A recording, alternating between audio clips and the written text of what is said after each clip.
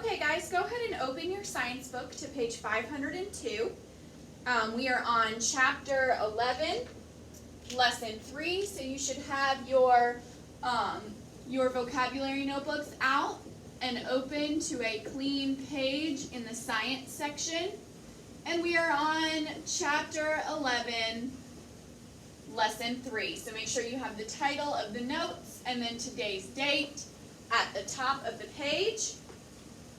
And now you should be open to page 502. In this lesson, we're talking about work and energy. So we've been talking about forces and motion. Well, today we're going to talk about some other things that affect motion and force, and this is work and energy. So let's look at the look and wonder. It says, this skater looks like he's having fun. Would you say he's doing work? How did he get his skateboard off the ground? And what that's trying to get you to see is that work doesn't necessarily mean what we think it means, where it's like, oh, I'm doing homework, or my parents are going to work. Work is just anything that is done to make something else happen. And there is a scientific definition for work. When we think of having fun, we don't think of doing work, but our bodies are doing work. And we're going to talk all about that in this lesson. So go ahead and turn the page, and let's go ahead and read the main idea. Work is done when a force is used to move an object a certain distance. Now that could mean our bodies, that could mean us moving something else. Anytime force is used to move an object a certain distance, that is work. So what is work? You ride a roller coaster up a steep ramp. Your car climbs higher and higher. It reaches the top of the ramp, and then, whoosh, it rushes down the other side. A roller coaster ride can be fun, but it also involves work. That means work can be fun. Force and distance. In science, work has a particular meaning. Work is done when a force is used to move an object a certain distance. So there's our first vocabulary word. Number 1 is work. Not the way we think of it, but work is when a force is used to move an object a certain distance. So work is when a force is used to move an object a certain distance. Now in the last 2 chapters, we learned all about what those forces were. Now we're going to learn about more how they make objects move. Or how those forces are created in order to make the object move. A roller coaster does work when it moves its cars up a ramp. Gravity does work when it pulls the cars down the other side. You do work when you run or skate. Anytime you push or pull to move an object some distance, you do work. So anytime you move, basically, whether you are pushing something away or pulling something towards you, you are doing work. Even this little motion of me pushing and pulling my science book is work. Look at the picture down at the bottom of page 504. It says, the weightlifter in the picture is using a force to keep the weights above her head. Is she doing work? You might think yes, but surprisingly, she is not. The force she is using is balanced by the force of gravity. So that means the amount that she's pushing up on those weights is the same as the gravity pushing down. Remember, we talked about balanced forces. That means the forces cancel each other out. So the force that she's using to push that weight up in the air is the exact same as the pull of gravity. As the pull of gravity. So that means it's not moving. Those weights are not moving. And remember, if an object is not moving, that means the forces are balanced. Therefore, nobody is doing work. There is no force pushing or pulling more than the other. Now that doesn't mean she doesn't think of it as work, and technically it could be, but scientifically, when it is just still in the air, because she is pushing as much as gravity is pulling, it is not work. These balanced forces keep the weights from moving. Of course, now this is where the work comes in, she did work to lift the weights up. So as she was down on the ground and lifting those weights up, she was doing work because she was pushing, that force of her pushing was more than the pull of the gravity. Otherwise, it would have just fallen down. Potential energy. You know that it takes energy to play sports. In science, energy is the ability to do work. So our second word is energy, and it is the ability to do work, which means this definition. The ability to do work, not the ability to have a job and go to that every day and do it well, but the ability to do work as in a force moving, to create a force used to move an object a certain distance. That means energy is needed to apply a force that will move an object. Because remember, to move an object, you have to have unbalanced forces. So whatever is doing the actual moving is the greater force, so it is the one doing work. Energy is also needed to make matter change. Stored energy is called potential energy. It has the potential or future ability to do work. So, word number 3 is potential energy, which is stored energy. Potential energy means it's not being used to do work right now. It means it has the potential to do work, which means, remember, potential means the future ability. Like if I say you have the potential of getting first honors, that means you have the ability in the future. So potential energy is energy that is not being used yet, but it's there and it can eventually do work. A roller coaster at the top of the ramp has potential energy. So it's at the top, it's not really doing anything, but it has that potential to do work, to go down the ramp. Let's look at this fact down at the bottom. Energy cannot be made or destroyed. Now that may seem weird, but it's true. That means it's always there. It's always there. We just have to do the work to use it. Kinetic energy. Once an object is moving, it has the energy of motion. This is called kinetic energy. So, I think this is actually our last word, unless we add more. So don't put your notebook away just yet, because I might decide to add more. Kinetic energy is the next word, and it is the energy of motion. So potential energy is that stored energy that's just waiting to be used to do work. Kinetic energy is the energy that is being used. A roller coaster has kinetic energy when it moves up or down a ramp because it's using its energy to create that, or to move up the ramp. Then at the very top it stops for a second and there's potential energy. That means there's energy in there that's not being used yet. And then it uses kinetic energy again to go down the ramp. A moving object can do work on any object it touches.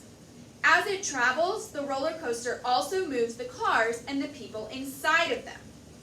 So that means just because the roller coaster is moving, that means the people inside the roller coaster are also moving.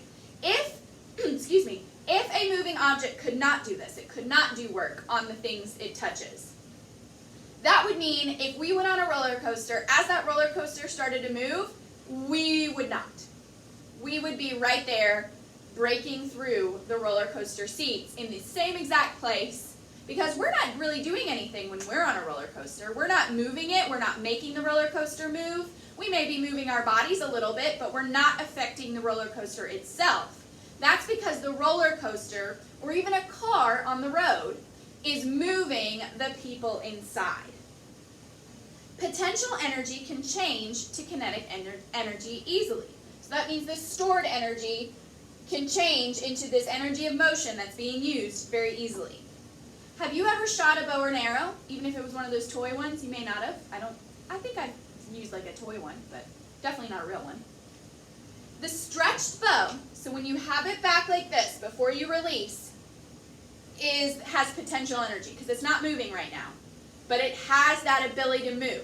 But as I'm holding it back like this, that arrow is not moving, that bow is not moving. But it has potential energy. It works like a spring because when you release the bow, its potential energy becomes kinetic energy and the arrow moves. So when I release, it works like a spring and it shoots the arrow forward. So that potential energy here, as soon as I release, becomes kinetic energy that moves that arrow.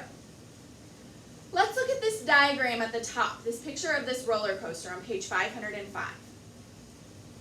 Let's read. We see find the little number 1, the number 2, and the number 3. If you need to pause the video to find them, go ahead, because I want you to be able to point to it as we read about it. Okay, so point to the number 1. It says, the roller coaster pulls the cars to the top of the ramp. The cars gain potential energy. So as it's using kinetic energy to move up, it's also gaining potential energy, the stored energy. Now find number 2. At the top, that's where it only has potential energy because it stops, it's still. But there's still that stored energy that is able to then, once it's being used, move it down the ramp. So number 2 says gravity pulls the cars down the other side of the ramp.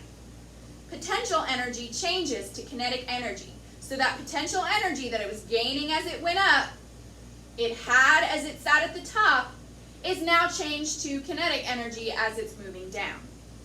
Now find number 3. 3 is right back at the little area where people wait to get on and off.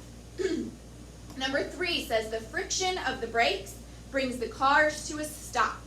So remember, that friction is the surfaces, the force, it works against forces, and it's how those two surfaces, the surfaces of the brake and the surfaces of the wheels of the roller coaster, work together. And those brakes slow down those wheels gradually until they just stop. And then, because the roller coaster is able to do work on the things it touches, like us inside the roller coaster, we stop too. But remember, we learned in that last lesson that we have to wait until the roller coaster stops us, and the brakes are going to stop the roller coaster before us. So we may do a little bit of this first, where we are kind of pushed forward and then we stop. Because that car, the brakes cause friction on the wheels, which stop the wheels and the roller coaster, and then that roller coaster stops us. Okay, now let's do this quick check. So remember, I read the question, you pause the video. You pause the video, write your answer down below with your words, and then play the video to see if you are correct. And remember, you can always correct your answers if you feel they are not correct. So it says summarize. Describe potential energy and kinetic energy. So what I'm going to do, the way I'm going to describe it, the best way to describe it is as an example. We can use this roller coaster example, or I'm going to tell you a new example. So think of a kid at the top of a slide. If you were at the top of a slide, you're not moving, you're just sitting there, but you have potential energy. You have that potential energy to do work, to go down that slide. You're just not using yet, so it is currently stored. Well then, once you push yourself off and down that slide, that potential energy you had at the top is now changed to kinetic energy to slide you down the slide. Now, the critical thinking question. A student sits at his desk studying. Why can you say he is not doing work? Well, he's doing his homework, but he hasn't moved. He's sitting at his desk. And work, scientifically, is not done unless a force moves an object some distance. So if he's just sitting there not doing anything, even if he's doing his homework, which we think of as work, his body is not doing any work. It is not moving. Now, if he's writing, well then his hand is doing work or his arm is doing work, but the rest of his body is not. That seems confusing, but it's just two words that sound the same, that are spelled the same, but have different meanings. Similar, but different. Remember we talked about those multiple meaning words. Okay, go ahead and turn the page, and let's read together. What are some forms of energy? Energy makes motion and change possible. What forms do you use? Well, there's chemical energy, which is the energy your body uses to walk and lift things. So chemical energy is the energy your body uses to walk and lift things. So as I'm walking, as I'm lifting this book, I'm not lifting it very far, but I am lifting it. That is chemical energy within my body. Chemical energy is stored in the particles that make up food and other fuels. When you eat the food, chemical energy passes to you. So that energy in that food, you eat it, and then it passes to you. So now you have that inside your body. Electrical energy. Electrical energy is related to the movement of charged particles. Some electrical energy comes from batteries. However, most of it comes from power plants that burn fuels to make electricity. And what that means is when you have to plug something into a wall, that's the type of energy that they just said. The electrical energy is sent through wires and cables to homes and businesses. So some objects, some wireless, really all wireless objects work on batteries. But most things that you have to use a cord or a wire to connect to a wall is the energy that comes from these power plants. Now, light energy. The sun is a major source of light energy on Earth. Plants use light energy for photosynthesis. Light energy is the type of energy that we've been talking about in almost every single chapter up to now. When they make food, plants convert light energy into chemical energy. Remember, so plants are using the light energy from the sun, and then as they're making food, that light energy is turned into chemical energy, which we then eat and get that chemical energy in order for us to move or pick things up. People can collect light energy with solar power cells. These cells change light energy into electrical energy. So, some of you may have seen some solar panels on the top of a house or a building. Those solar panels are actually, instead of using the electricity from power plants, they are using the sun's light energy, and then somewhere along the lines, after it hits those panels, it is changed to electrical energy, so that when people plug their things into a wall, it's not actually coming from a power plant, it's coming from that solar panel that turned the light energy from the sun into electrical energy. Some people feel that that's much better for the environment because you don't have to use those power plants that are used by burning fuel and plants. I'm sorry, the burning fuel. I had the word power plant stick in my head.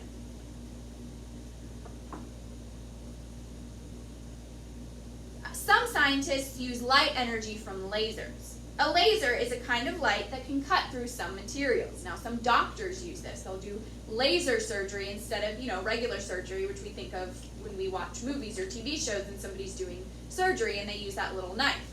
Well, some scientists use lasers to cut things, and now some doctors are using that instead of a knife. That is light energy. Whereas using the knife to cut something is using our chemical energy. Mechanical energy. Mechanical energy is the sum of kinetic and potential energy. Moving objects have mechanical energy. Objects at rest have it only as potential energy. So mechanical energy we think of as machines. But when we are moving, as we are moving, we're using both kinetic or we're gaining potential energy, and using kinetic energy, so that is actually mechanical energy. But when we're still, we just have the potential energy. Thermal energy. A stove, a heater, and a match have thermal energy. So really quickly, I want you to think, what do stoves, heaters, and matches have in common? They give off heat. Thermal energy depends on the motion of the tiny particles inside the matter. So inside that match, inside that stove, inside that heater. The faster these particles move, the warmer a substance gets. The warmer the substance, the more thermal energy it has. So when you cook, you're actually cooking with thermal energy. Because on the stove, inside the burner, there's little particles, and what they do is you turn the stove on and they start moving faster and faster and faster, and then it heats up. And then you put your pot on there, and then you cook using thermal energy. Nuclear energy. Nuclear energy comes from the tiniest particles of matter. When these particles split apart, that means those particles, those tiny little particles split, they break apart, or join together, huge amounts of nuclear energy are released. So let's look at this diagram at the bottom. We see all different types of energy, and we see examples of them being used. Well, in these grapes, we have chemical energy, because remember, we get our chemical energy from the foods we eat. So these grapes, this grapevine, the plant, used light energy, and during photosynthesis, it changed from light energy to chemical energy, and then we ate it, and we gained that chemical energy. Now this fan, we don't see a cord, but even if it's not powered by if it doesn't have a power cord, it has to be powered by batteries, which are both ways to get electrical energy. Then at the top, we have light energy, which is, so we have that laser that some scientists use to cut through things. Then with all these little toys, we have mechanical energy. So those are those things that you wind up and then they start moving. So that's the potential and the kinetic energy working together to move. Thermal energy. We see a bonfire. Well, we know that thermal energy gives off heat. And then we have nuclear energy, which they are showing the sun. So the sun uses nuclear energy, I guess, to give off light energy. Okay, now let's do this quick check. The first one, summarize. Name the different forms of energy. Give an example for each. Okay, so different forms of energy, an example of each. Well, chemical energy, an example would be these grapes. Electrical energy. Oh, no. Let's use a different one, sorry. So for chemical, well, gasoline is a form of chemical energy. It gives the car the ability to move. Electrical energy is the next form, and a battery is an example of electrical energy. Light energy is the next one, and the sun is gives off light energy. Mechanical energy is the next one, and that would be a windmill. A windmill would be an example. Thermal energy is next, and a stove or a campfire or something like that would be an example of that. And then nuclear energy, another example would also be, well, nuclear power plants. If you've seen those things that look like this, and then there's like steam coming out, that's a nuclear power plant. But also the sun. So the sun has nuclear energy, and it gives off light energy. Now the critical thinking question. What do all these forms of energy have in common? Well, there's a simple answer to that. All forms of energy can do work. That's it. They can all do work. They're all different ways of getting energy, but they all have the same purpose, which is to do work. Okay, go ahead and turn the page, and then we will talk about energy changing.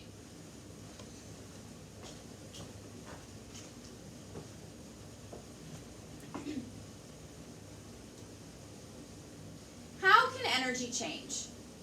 Remember, energy cannot be created or destroyed, but energy does not always keep its form. It doesn't always stay in one place either. Transforming energy. energy is transformed when it changes from one form to another. Remember, we talked about a few ways that it can change from one form to the other on the previous page.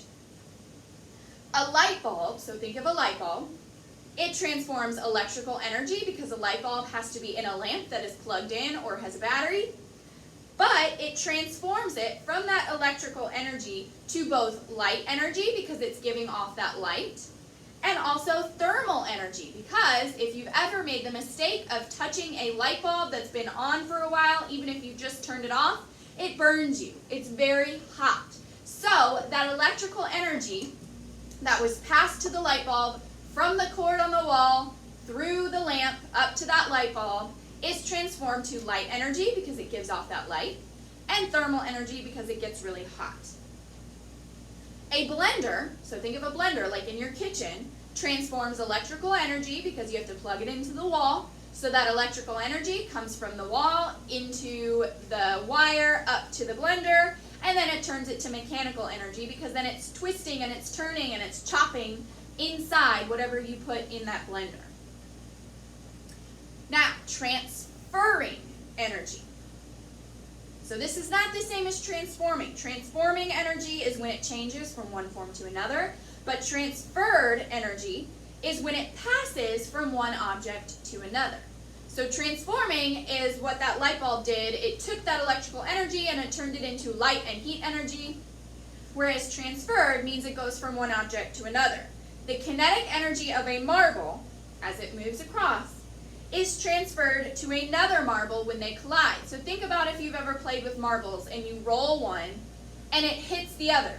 Well, what happens? Sometimes that marble that you actually rolled stops. It hits that other one and then it stops, or it moves a teeny bit over here, but then that marble that it hit goes flying off. The same thing if you've ever seen people playing pool. They hit the white cue ball in order to hit all the other balls into the pocket. So that cue ball, they give the energy to that white cue ball, and then it hits the other balls, whether it's striped or solid or whatever, in order to move that other ball into a pocket. So that first marble or that first pool ball slows or stops, and the second marble or pool ball picks up the energy, the kinetic energy, and moves. It's the whole point of some games. If you've ever played marbles, if you've ever played pool, if you've ever played, I don't know, there's some other stuff out there, but I can't, bumper cars sometimes, is all transferred energy. It starts in one object, hits another, and transfers to that other object. Now, let's look at this diagram at the top and make sure you pay close attention because you might see it again. Find all the numbers 1 through 5. Pause the video if you need to, because as we go, I want you to point at each number. So find number 1, find number 2, find number 3, find number 4, and find number 5. And this diagram is all about transforming energy. So when energy changes from one form to another. We're not going to talk about transferred energy in this diagram. So look at number 1. These are solar panels. That's what these are. They're not windows, they're solar panels.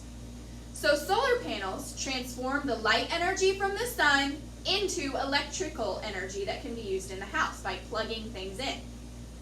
Now find number 2. A blender transforms the electrical energy that came from the wall, that plug, into mechanical energy in order to break up and chop and mush and mash the things inside the blender. Now find number 3.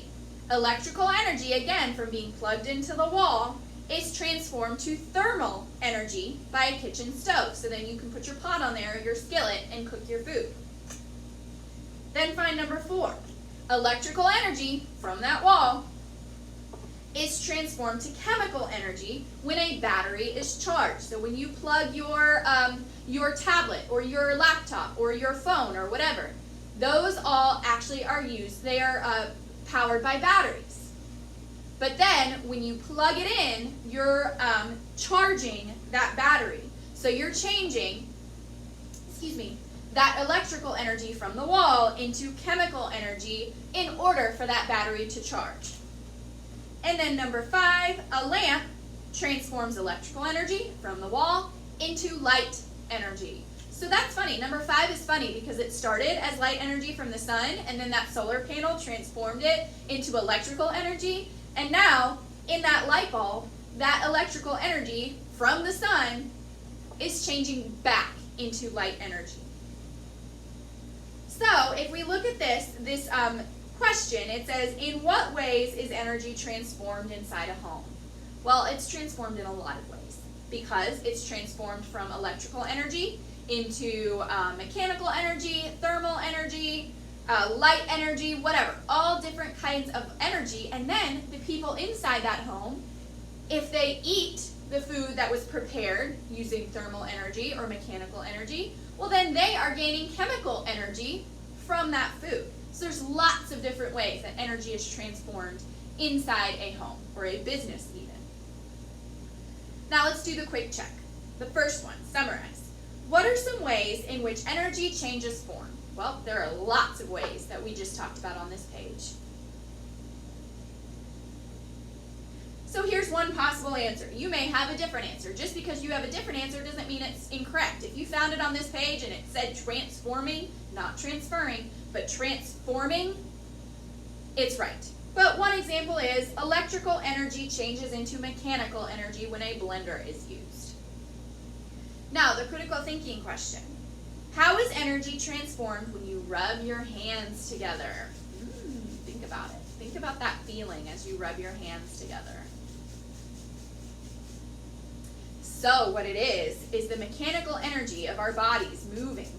We're using potential and kinetic energy in order to move. Is changed into thermal energy. Because if you do this, you can feel that your hands start to get warm. And if you do it long enough, they're going to get hot, and you actually might even get these little burns on your hands. So don't do it for a really long time. But I mean, you'd have to do it for like a really, really, really long time. So that's really interesting. You are creating your own thermal energy. Did you ever think about that before? Well, now you have. Okay, so that's the end of our lesson, but you do have guided practice and independent practice and homework. So go ahead and get out your Wednesday, April 8th. I'm filming all of these videos a day in advance, so sometimes I say today's date, and also I have no idea what date it is because it's all weird in my head. But go ahead and get out Wednesday, April 8th packet. And go ahead and I have it right here. Open it up. Ignore the vocabulary study because remember we are behind, so ignore this. Do not do the Phantom Tollbooth homework. Skip past that. Make sure you keep it. Don't turn it in until it's finished. Now here is the guided practice. Again, it is only one page. Independent practice, not guided. Independent practice. It is only one page. There is no back. You are very welcome. Happy Easter. And, make sure that you answer these questions. Try to answer in complete sentences. I know there's not many lines, but try your best to answer in complete sentences and use your best grammar. You're going to be answering questions about this diagram, which is also on page 508. Remember, some questions come directly from the diagram. Some come from the book. Sometimes you may have to use what you've read about and what you see in the diagram, plus knowledge that you already have, to come up with a new answer. After you're done with that, if you want to go ahead and do the homework, you can. If you want to wait and do it later this afternoon, that's fine too. But you do have the Chapter 11, Lesson 3 outline, which is just like what we always do.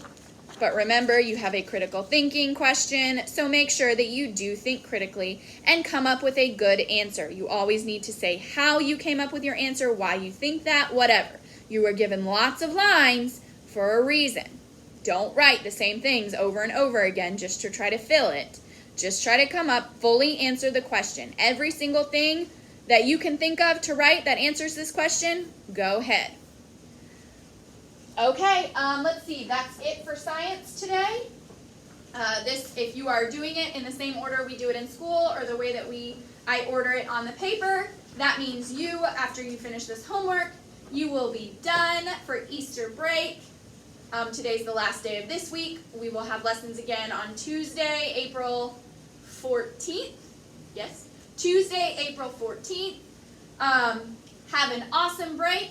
Happy Easter. I miss you so much. This is just so weird and crazy doing this without anybody here. I miss your questions. I miss your curiosity. I miss being able to help you, or to, if I can't help you, to lead you in the right direction. But I hope that you are enjoying it a little. Okay, if you have any questions about today's lesson, please reach out to me between 1 and 5 today.